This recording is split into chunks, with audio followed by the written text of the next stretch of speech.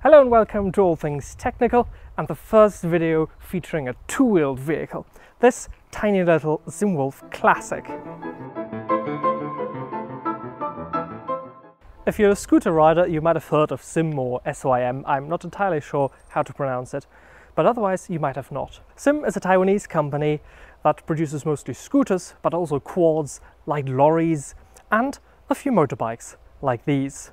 They were founded in 1954, so they've been around for a while, and they're known for a bit more of a premium segment in the scooter world. But this isn't a scooter, this is a little 125cc motorbike, which from afar you could mistake as a classic Honda CB125. But the SYM Wolf is not that old, it's from 2009.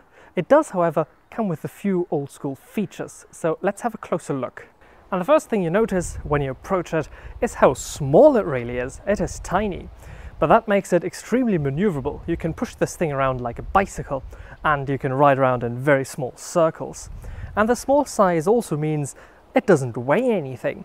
I can just lift the rear end of it.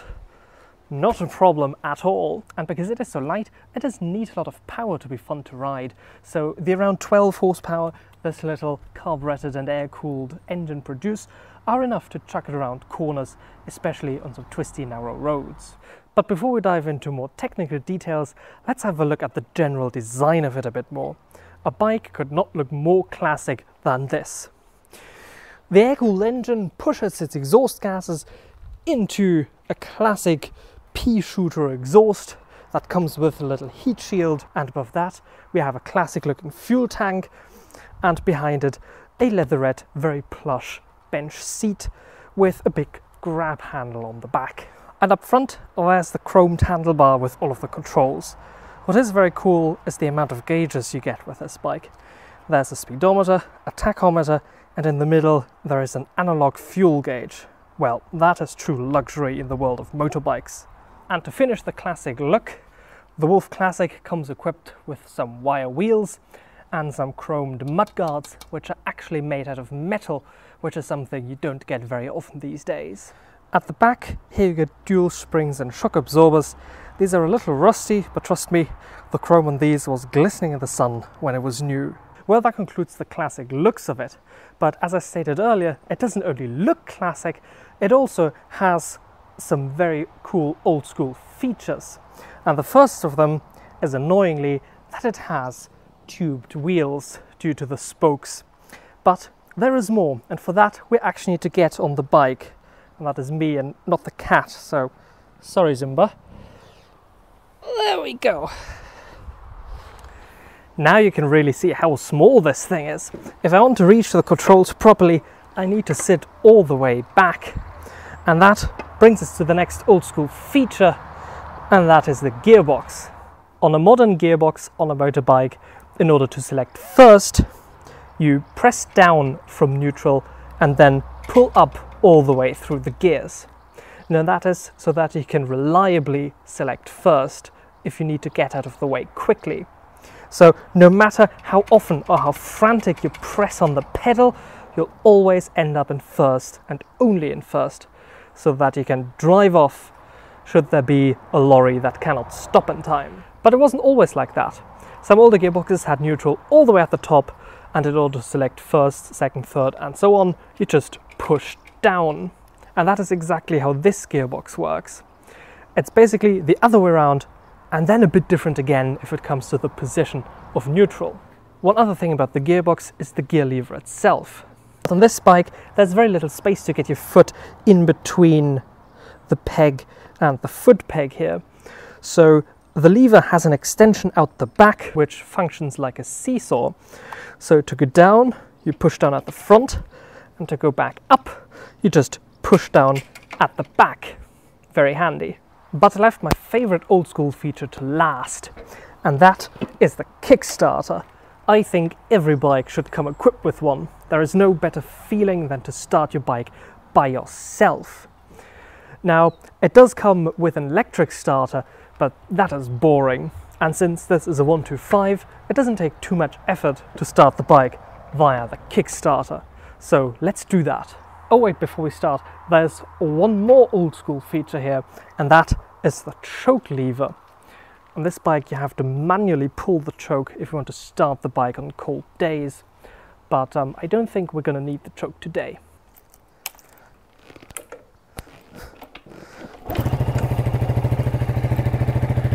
Well, that was easy. It makes a very unobnoxious noise, and unlike most of the scooters that SYM makes, this is a 4-stroke, so there are no blue clouds of burnt oil smoke coming out of the back of it, and it sounds very pleasant.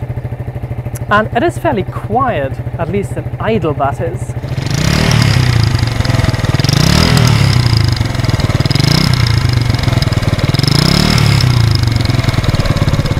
So now I think it's time to take this thing out for a ride. Now, unfortunately, I'm not short on it, so I can't ride it on the road. But luckily, just like Top Gear, we have our own racing driver. Well, not racing driver, but driver to do the driving, or in this case, riding for us. Ready? Go!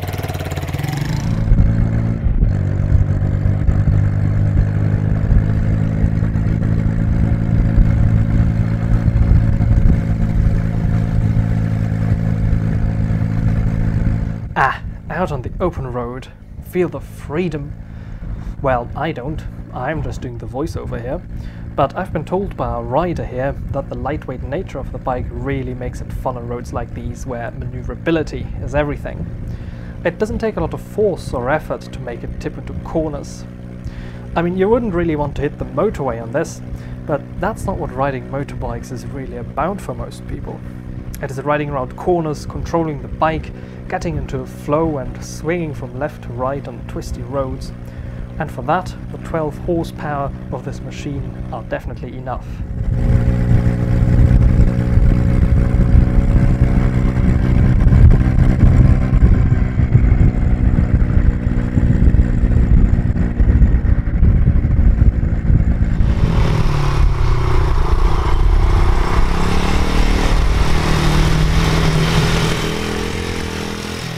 So what is the Wolf Classic all about? Well, what you get is a motorbike that looks like a proper motorbike. There are 125s out there that look like 1-litre superbikes, just with a teeny tiny little engine in them. While I'm sure they are a lot of fun to ride, I still think that this offers the more harmonic package. Proportion-wise, everything fits together, and it doesn't try to look like something bigger than it really is. It's an honest bike, even though it looks a lot older than it actually is. Thank you for watching.